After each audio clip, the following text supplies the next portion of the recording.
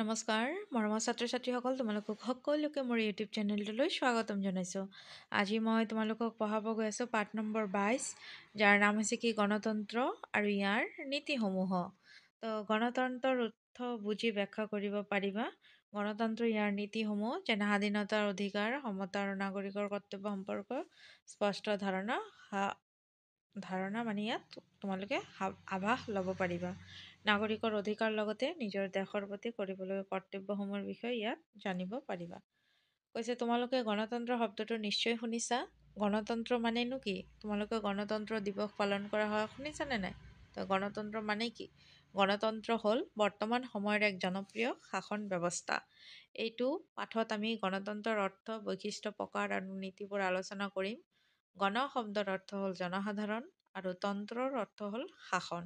অৰ্থাৎ গণতন্ত্ৰ বুলিলে আমি জনগণৰ শাসনক বুজো। যিখন দেশৰ শাসন ব্যৱস্থা জনসাধাৰণৰ হাতত ন্যস্ত থাকে সেইখনেই হৈছে গণতান্ত্ৰিক দেশ। যেনেকুৱা আমাৰ ভাৰতবৰ্ষ কিন্তু কি এখন গণতান্ত্ৰিক দেশ। এতিয়া গণ শব্দৰ অৰ্থ মানে কি ক'বা? জনসাধাৰণ। তন্ত্ৰ শব্দৰ অৰ্থ কি ক'বা? শাসন। ঠিক আছে, তো এইখিনি তোমালোকে ধুনীয়াকৈ বুজি পাইছা। এইটোৰ পৰা সৰু সৰু প্ৰশ্ন হ'ব পাৰে। তাৰপিছত গণতন্ত্ৰৰ কেইটিমান উল্লেখযোগ্য বৈশিষ্ট্য আছে। সেই বৈশিষ্ট্যসমূহ হ'ল গণতন্ত্ৰৰ দৃষ্টিত সকলো মানুহ সমান। সেয়ে এই ব্যৱস্থাই জাতি, বৰ্ণ, ধৰ্ম, ভাষা, লিংগ নিৰ্বিশেষে সকলোকে সাঙুৰি লয়। এই শাসন ব্যৱস্থাই জনসাধাৰণে পোনপটীয়াকৈ বা পৰোক্ষভাৱে অংশগ্ৰহণ কৰে। নিৰ্বাচন গণতন্ত্ৰৰ এক অপৰিহাৰ্য অংগ। নিৰ্বাচনত উচ্চ নিচ, ধনী দুখীয়া নিৰ্বিশেষে সকলোৱে একোটাকৈ ভোটদানৰ অধিকাৰ পায়। অৰ্থাৎ ভোটদানৰ অধিকাৰৰ মাজেৰে এই ব্যৱস্থাই সকলো শ্ৰেণীৰ লোকৰ মাজত সমতা স্থাপন কৰে। তে এইসমূহ হৈছে গণতন্ত্ৰৰ বৈশিষ্ট্য। তোমালোকৰ পৰীক্ষাত ইয়াৰ পৰাও শিক্ষকসকলে প্ৰশ্ন দিব পাৰে যে গণতন্ত্ৰৰ বৈশিষ্ট্য লিখা। গণতন্ত্ৰৰ বৈশিষ্ট্য 2টা উল্লেখ কৰা বা 3টা উল্লেখ কৰা, এনেকুৱা হ'ব পাৰে। তেতিয়া তোমালোকে ইয়াৰ পৰা লিখিবা। বুজি পাইছা? নেক্সট চোৱা, ইয়াত আৰু আছে। এই ব্যৱস্থাত নিৰ্দিষ্ট সময়ৰ অন্তৰে অন্তৰে নিৰ্বাচন অনুষ্ঠিত হয়, য'ত প্ৰাপ্তবয়স্কসকলে নিজৰ ভোটাধিকাৰ সাব্যস্ত কৰে। গণতান্ত্ৰিক ব্যৱস্থাত 2 বা ততোধিক ৰাজনৈতিক দল থাকে। জনসাধাৰণ মতৰ ওপৰত গণতান্ত্ৰিক চৰকাৰ প্ৰতিষ্ঠিত। চৰকাৰৰ নীতিসমূহত জনমতৰ বিৰুদ্ধে গ'লে জনসাধাৰণে সাংবিধানিক আৰু শান্তিপূৰ্ণ উপায়েৰে চৰকাৰ পৰিৱৰ্তন কৰিব পাৰে। বিৰোধী দলে গণতন্ত্ৰৰ বিশেষ ভূমিকা পালন কৰে। গণতন্ত্ৰ এক জনকল্যাণমুখী ব্যৱস্থা। পিছত গণতন্ত্ৰ এনে এক ব্যৱস্থা য'ত সমাজত বাস কৰা প্ৰতিজন লোকৰে অংশগ্ৰহণ কৰাৰ সুবিধা আছে। এই ব্যৱস্থাই মূলতঃ ৰাষ্ট্ৰৰ জনসাধাৰণৰ কল্যাণৰ পোষকতা কৰে। গণতন্ত্ৰ কেৱল ৰাজনৈতিক ব্যৱস্থাই নহয়, সমাজৰ লোকসকলক শিক্ষিত কৰি এই ব্যৱস্থাই এক সবল আৰু নিকা সমাজ গঠনত সহায় কৰে। এই ব্যৱস্থাই জনসাধাৰণে পূৰ্ণ সহযোগিতা কৰাৰ সুবিধা পায় বাবে তেওঁলোকে ইয়াৰ ওপৰত সম্পূৰ্ণ বিশ্বাস আৰু আস্থা ৰাখে। সেয়েহে বৰ্তমান গণতন্ত্ৰ শব্দটো সমগ্ৰ বিশ্ববাসীৰ মনত আজি জনপ্ৰিয় হৈছে। তোমালোকে বুজিছা যে গণতন্ত্ৰ কি হৈছে? ৰাজনৈতিক ব্যৱস্থাই নহয়, এইটো সমাজৰ লোককো কি কৰে? শিক্ষিত কৰি এই ব্যৱস্থাক সবল আৰু নিকা সমাজ গঠনত সহায় কৰে। কাৰণ আমাৰ যিসমূহ প্ৰতিনিধি ভাল লাগে বা যাৰ কাম কাজ ভাল লাগিব, আমি তাকেই ভোটদান কৰি কি কৰিম? বিজয় কৰি দিম, হয়নে? আৰু যি নেতাই বিজয় সাব্যস্ত হয় সেই নেতাই গৈ পিছত ৰাজ্যত চৰকাৰ গঠন কৰে, কেন্দ্ৰ চৰকাৰ গঠন কৰে, সেই নেতাসকল একেলগে লগ লাগি। এতিয়া গণতন্ত্ৰৰ প্ৰকাৰ দিছে। প্ৰকাৰ কেই প্ৰকাৰ? 2 প্ৰকাৰ। এটা হৈছে কি? প্ৰত্যক্ষ গণতন্ত্ৰ আৰু পৰোক্ষ গণতন্ত্ৰ। এতিয়া ছাত্ৰ ছাত্ৰীসকল, তোমালোকেতো জানিব লাগিব প্ৰত্যক্ষ গণতন্ত্ৰ কি? যি গণতন্ত্ৰত জনসাধাৰণে চৰকাৰৰ শাসন ব্যৱস্থাত পোনপটীয়াকৈ অংশগ্ৰহণ কৰে তেনে ব্যৱস্থাক প্ৰত্যক্ষ গণতন্ত্ৰ বোলে। প্ৰাচীন গ্ৰীচৰ নগৰ ৰাষ্ট্ৰসমূহত প্ৰত্যক্ষ গণতন্ত্ৰৰ প্ৰচলন আছিল। আধুনিক ৰাষ্ট্ৰবোৰত প্ৰতিনিধিমূলক গণতন্ত্ৰৰহে প্ৰচলন আছে। ছুইজাৰলেণ্ডত কোনো কেণ্টনত এতিয়াও প্ৰত্যক্ষ গণতন্ত্ৰৰ প্ৰচলন আছে। নেক্সট আহিলে কি? পৰোক্ষ গণতন্ত্ৰ। যি গণতন্ত্ৰত জনসাধাৰণে প্ৰত্যক্ষভাৱে চৰকাৰ পৰিচালনা নকৰি তেওঁলোকে সময়ে সময়ে নিৰ্বাচন কৰি দিয়া প্ৰতিনিধিসকলৰ দ্বাৰা চৰকাৰ পৰিচালনা কৰা হয়, তাকেই পৰোক্ষ গণতন্ত্ৰ বোলা হয়। তো তোমালোকে ইয়াৰ পৰা এই ডেফিনেশ্যনসমূহ বুজি ল'বা। যদি কয় পৰোক্ষ গণতন্ত্ৰ কাক বোলে, তেতিয়া তোমালোকে যি গণতন্ত্ৰত জনসাধাৰণে ইয়াৰ পৰা লেখা আৰম্ভ কৰিবা যে প্ৰত্যক্ষভাৱে চৰকাৰ পৰিচালনা নকৰি তেওঁলোকে সময়ে সময়ে নিৰ্বাচন কৰি দিয়া প্ৰতিনিধিসকলৰ দ্বাৰা চৰকাৰ পৰিচালনা পৰিচালনা কৰা হয় তেনে হয় তাকে পৰোক্ষ গণতন্ত্ৰ বোলে। যেনে ভাৰত, ইংলেণ্ড, মাৰ্কিন যুক্তৰাষ্ট্ৰ, ৰাছিয়া আদি দেশত পৰোক্ষ গণতন্ত্ৰৰ প্ৰচলন আছে। গণতন্ত্ৰৰ নীতিসমূহ। গণতন্ত্ৰৰ কিছুমান বিশেষ নীতি আছে। তাৰ ভিতৰত স্বাধীনতা, সমতা, ন্যায়, অধিকাৰ, চৰকাৰ গঠন, জনসাধাৰণ অংশগ্ৰহণ কৰাৰ সুযোগ আদি অন্যতম। এই নীতিবিলাকে এজন নাগৰিকক মুক্ত জীৱন যাপন কৰিবলৈ সুযোগ প্ৰদান কৰে। গণতন্ত্ৰত আমি কেনেদৰে স্বাধীনতা উপভোগ কৰিব পাৰোঁ তাকে চাওঁ আহা। নেক্সট কৈছে ছাত্ৰ ছাত্ৰীসকলে পূজা বন্ধ কেনেকৈ উপভোগ কৰিলে শিক্ষয়িত্ৰীয়ে জানিবলৈ বিচাৰিলে। ইয়াত এটা মানে কথোপকথন দিছে শিক্ষক আৰু ছাত্ৰ ছাত্ৰীসকলৰ মাজত। ঠিক আছে, তাৰপিছত ইয়াত কি কৈছে চোৱা, যে কৈছে বাইদেউ মই কবিতা লিখোঁ, পূজাৰ সংখ্যাৰ আলোচনীত এটা প্ৰকাশ পাইছে, বাকীকেইটা আপুনি চাই দিবচোন। তাৰপিছত বাইদেউ আমাৰ গীৰ্জাত গোৱা দুটা বাইবেলৰ গীতৰ ওচৰ সাংস্কৃতিক অনুষ্ঠান গালো।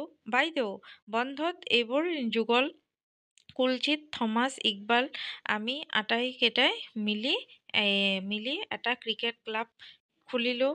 তাৰপিছত বাইদেউ দিল্লীত মোৰ খুৰা থাকে, তেওঁ তাতে ঘৰ কিনি লৈছে। মই এইবোৰ বন্ধত তেওঁলোকৰ ঘৰত থাকি দিল্লীৰ চাবলগীয়া ঠাইসমূহ চালোঁ। ছাত্ৰ ছাত্ৰীসকলে কৰা কামবোৰৰ পৰা আমি নিজৰ দেশত জনসাধাৰণে স্বাধীনতা উপভোগ কৰিব পাৰোঁ জুকিয়াই চাওঁ আহা। এতিয়া কি কৈছে চোৱা, কৈছে নিজৰ মনৰ ভাৱ প্ৰকাশ কৰিব পাৰোঁ, সকলো ধৰ্মকে সন্মান জনাই প্ৰত্যেকে নিজৰ ধৰ্ম মানি চলি থাকিব পাৰোঁ। আমি সকলোৱে নিজৰ দেশৰ ভিতৰত মুকলিভাৱে এঠাইৰ পৰা আন ঠাইলৈ যাব পাৰোঁ। আমি নিজৰ ৰাজ্যৰ বাহিৰে আমাৰ দেশৰ আন ৰাজ্যতো মাটি কিনি ঘৰ সাজি বাস কৰিব পাৰোঁ। প্ৰয়োজন অনুসৰি অনুষ্ঠান প্ৰতিষ্ঠান যোগ দিব পাৰোঁ। গণতান্ত্ৰিক চৰকাৰৰ জনসাধাৰণ ব্যক্তিত্ব বিকাশৰ বাবে বহুতো স্বাধীনতা দিছে আৰু আমি সকলোৱে সেই স্বাধীনতাসমূহ উপভোগ কৰিব পাৰোঁ। স্বাধীনতা। গণতান্ত্ৰিক দেশত স্বাধীনতা মানে নিজৰ ইচ্ছামতে সকলো কাম কৰি যোৱাকে নুবুজায়।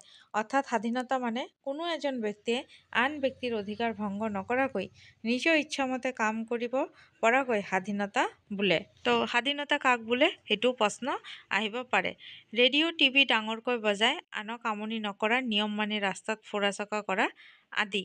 ঠিক আছে, এইবিলাক কৰিলে কিন্তু তাতে তোমাৰ স্বাধীনতা আছে বুলি তুমি ৰেডিঅ' টিভি জোৰাকে বজাই থাকিবা নেকি, জোৰকে বজাবা নেকি? সেইটো কোনোদিনো নকৰিবা, কাৰণ এইবিলাক বস্তু কৰিলে ওচৰ চুবুৰীয়া মানুহৰ অসুবিধা হ'ব।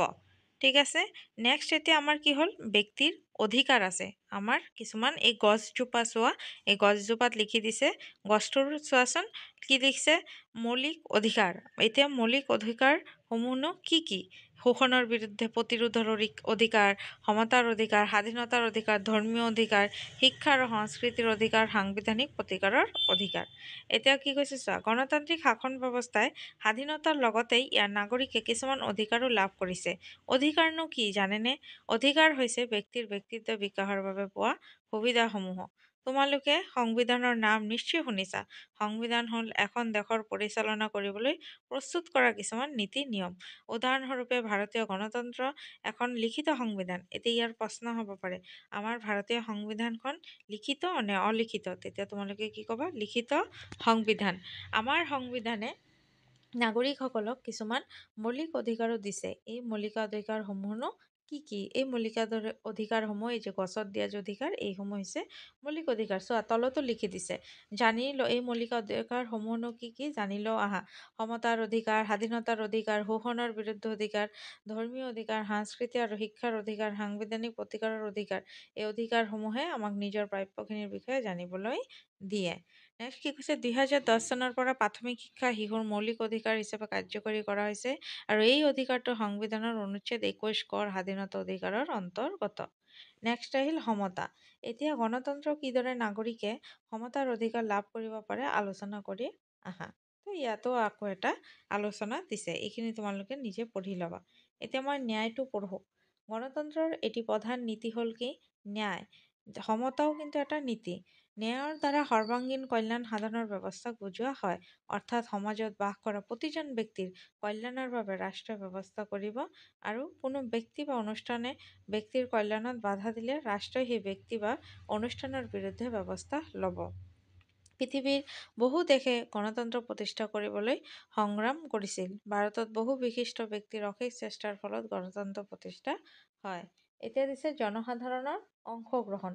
জনসাধাৰণৰ অংশগ্ৰহণ অবিহনে গণতান্ত্ৰিক শাসন সম্ভৱ নহয়। জনসাধাৰণে বিভিন্ন প্ৰক্ৰিয়াৰে চৰকাৰত অংশগ্ৰহণ কৰিব পাৰে, যেনে ভোটদানৰ দ্বাৰা, জনপ্ৰতিনিধি নিৰ্বাচন কৰি, চৰকাৰৰ সপক্ষে বা বিপক্ষে মত প্ৰকাশ কৰি, চৰকাৰৰ ভুল নীতিৰ বিপক্ষে শান্তিপূৰ্ণ বিক্ষোভ প্ৰদৰ্শন কৰি ইত্যাদি। নেক্সট হ'ল কি ভাতৃত্ববোধ। গণতন্ত্ৰৰ এটি অন্যতম নীতি হ'ল ভাতৃত্ববোধ।